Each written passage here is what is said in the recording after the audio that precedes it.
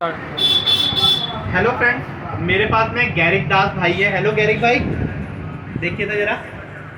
हाँ, गैरिक भाई 18 साल के हैं सर। 18 साल के हैं। तो जब सर मेरे पास में, सर इसको कितने महीने पहले आए थे ये भैया मेरे पास में? 3-4 महीने हो गए। जब भैया दिसंबर में मेरे पास में आए थे, ये मई चल रहा है, 5वां महीना, 4 महीने सर आ चुके हैं लगातार। तो उस वक्त सर क्या सिचुएशन थी भैया की, बताइए क्या सिचुएशन है? पहले से आपको क्या फर्क लग रहा है? कब से ये वाली सिचुएशन है? पहले से बेटर है, बहुत बेटर हाँ, है। किस चीज में बेटर है दीदी? पहले ज़्यादा समझ नहीं सकते, अब थोड़ा बहुत समझ आने लगा है ना। देखिए दोस्तों, जब हम लोग एलोपैथी में, इस चीज का कारण कुछ भी हो सकता है।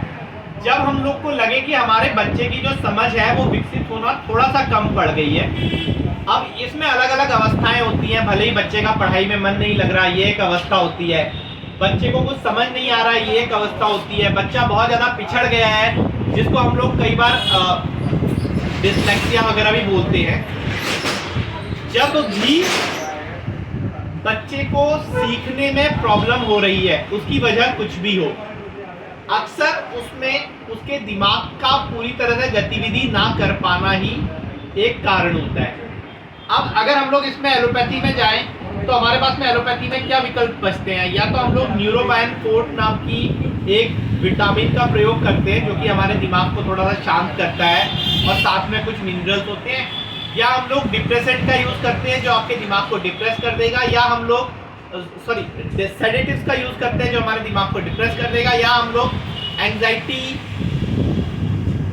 जो हमारी एंजाइटी को खत्म करेगा। या हम लोग प्रॉपर एनर्जी के लिए प्रोडक्ट्स लेते हैं कि ठीक है, हमारा जो एक्टिविटी है हमारे ब्रेन की वो बढ़ जाएगी। लेकिन इनमें से कोई भी सिचुएशन सही नहीं है। हमारा ब्रेन एक राजा है पूरे शरीर का, और हमको अपने राजा को कभी भी इंस्ट्रक्शन नहीं देनी चाहिए, क्योंकि जब भी राजा किसी दूसरे के इंस्ट्रक्शन पे चलेगा, उसके लिए प्रॉब्लम ही होगी। बजाय इसके अगर आप आयुर्वेद में आते हैं, तो हम लोग आयुर्वेद के अंदर आपके दिमाग को सपोर्ट करने वाली दवाइयाँ देते हैं। हमारे जितने भी मेद्य रसायन रहते हैं, या जितनी भी चीज़ों में आपको दिमाग वर्ड दिखेगा, मोस्टली ये चीज़ें ब्राह्मी से शुरू होंगी। या इनके अंदर सर्पगंधा गणवटी भी एक, सर्पगंधा भी एक अच्छा मतलब स्ट्रेस रिलीवर है। इसी तरीके से अश्वगंधा भी इसी टाइप की चीज़ों में काम करता है। इस टाइप की जो भी मेथी वर्ग की दवाइयाँ मिलेंगी, सारी की सारी काम करेंगी। भैया इस चीज़ के प्रूफ है कि हम लोग को लगता है कि शायद एक बार दिमाग वाली कोई प्रॉब्लम हो गई तो उसका कोई सॉल्यूशन नहीं है, अब पूरी जिंदगी भर बच्चे को इसी तरीके से ही रहना पड़ेगा।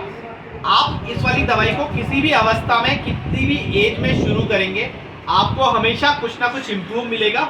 इसके अलावा तो वही सिचुएशन होती है कि हमें फिर से उस बच्चे को वैसे ही सिखाना पड़ता है जैसे हम छोटे बच्चे को सिखाते हैं, क्योंकि उसका बीच का डेवलपमेंट माइलस्टोन जो है वो रह गया है। तो इसलिए किसी भी अवस्था में आप हो, बहुत देर नहीं हुई है, अपने आसपास के किसी आयुर्वेदिक डॉक्टर से कंसल्ट करें। कोई आयुर्वेदिक डॉक्टर आसपास नहीं मिलता है तो मेरे फ़ोन नंबर लेके मेरे को भी कंसल्ट कर सकते हैं। और प्लीज़ कोई भी आयुर्वेदिक दवाई के थ्रू, किसी एक सटीक आयुर्वेदिक दवाई के थ्रू अपने बच्चे का इलाज शुरू करवाइए।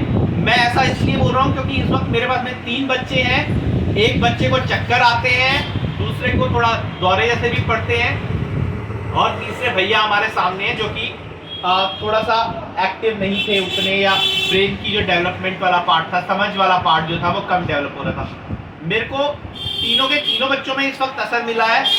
ऐसा नहीं है कि सारों में मिल जाता है, पहले एक आध केस ऐसे भी हुए जिनमें कुछ फ़ायदा नहीं मिला, लेकिन जिनमें फ़ायदा नहीं मिलता उनमें भी कोई नुकसान नहीं होता। तो इसलिए अगर कुछ भी दिमाग से संबंधित आपको बच्चों में कोई भी प्रॉब्लम आ रही है, उसे समझ नहीं आ रहा, उसका पढ़ने में मन नहीं लग रहा, ज़्यादा चंचल है, ज़्यादा डिप्रेस रहता है, हर चीज़ में आयुर्वेद आपकी मदद करेगा। इसी संदेश के साथ नमः शिवाय, जय गुरुदेव। ठीक है भैया।